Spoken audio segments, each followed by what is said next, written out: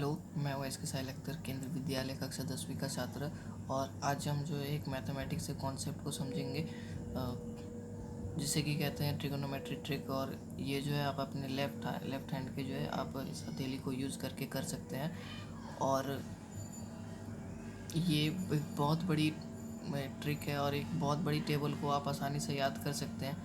और तो चलिए वीडियो को शुरू करते हैं और वीडियो को देखते हैं।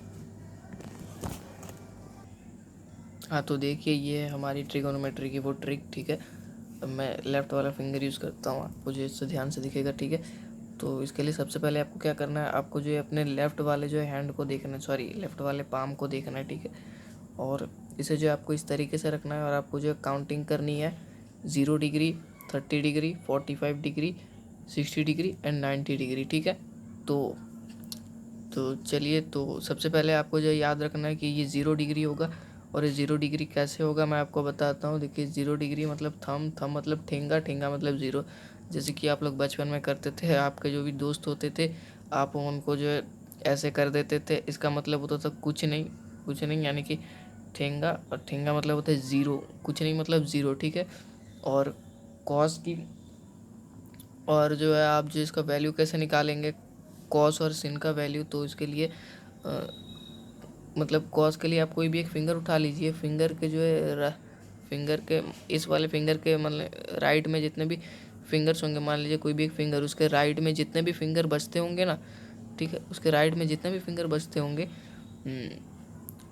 उस उतने नंबर को है, उतने नंबर को जो है आपको रूट में लिखना है और उसे जो है आपको 2 से डिवाइड कर देना है। ठीक है, फॉर एग्जांपल मान लेते हैं कि आपने लिया साइन थीटा। नहीं दोस्तों, मैं आपको और एक बात बताना भूल गया। मैं आपको और एक बात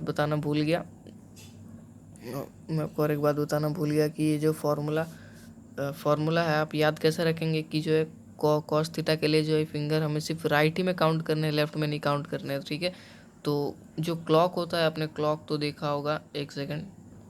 हाँ दोस्तों, देख सकते हैं इसमें जो क्लॉक, हाँ तो आप देख सकते हैं कि इसमें जो क्लॉक की जो ये क्लॉक की जो सुई है, ये जो है ऐसे ऐसे डायरेक्शन में जा रही है। ऐसे डायरेक्शन में मैंने लिख भी रखा है, इस टाइप के डायरेक्शन में जा रही है।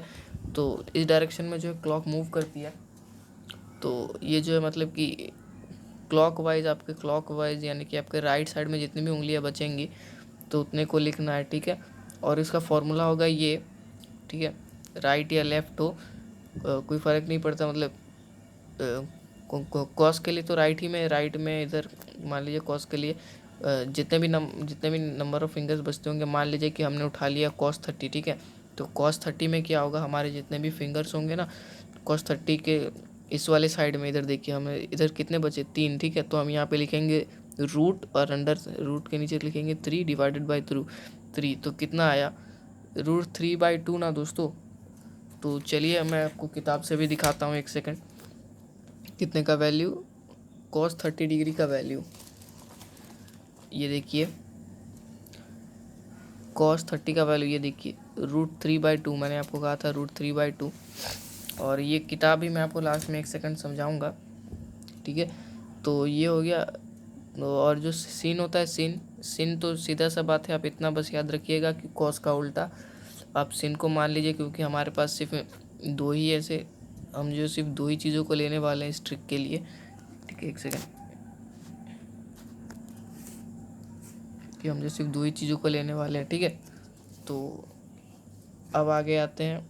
मैंने आपको बता दिया, यहाँ पे एक एग्जांपल देख लीजिए, फॉर cos थीटा 0 डिग्री। ठीक है, एग्जांपल है cos थीटा। तो इसके राइट में जितने भी फिंगर बचते हैं ना, जितने भी फिंगर बचते हैं 1 2 3 4। ठीक है, तो हमने यहाँ पे लिखा, देखिए √4/2। एक सेकंड, ये देखिए √4/2। ठीक है, हमने यहाँ पे लिखा √4/2। तो 4 का रूट क्या होता है, 2। 2 को 2 से डिवाइड करेंगे तो कितना आएगा, 1। ठीक है, तो और जब जो सिन है, सिन मतलब उल्टा, क्योंकि हम यहाँ पे सिर्फ दो ही चीज़ ले रहे हैं। कॉस मतलब क्लॉकवाइज, और क्लॉक माने इस साइड, और सिन बचा दूसरा चीज़, तो सिन मतलब कॉस का ऑपोजिट।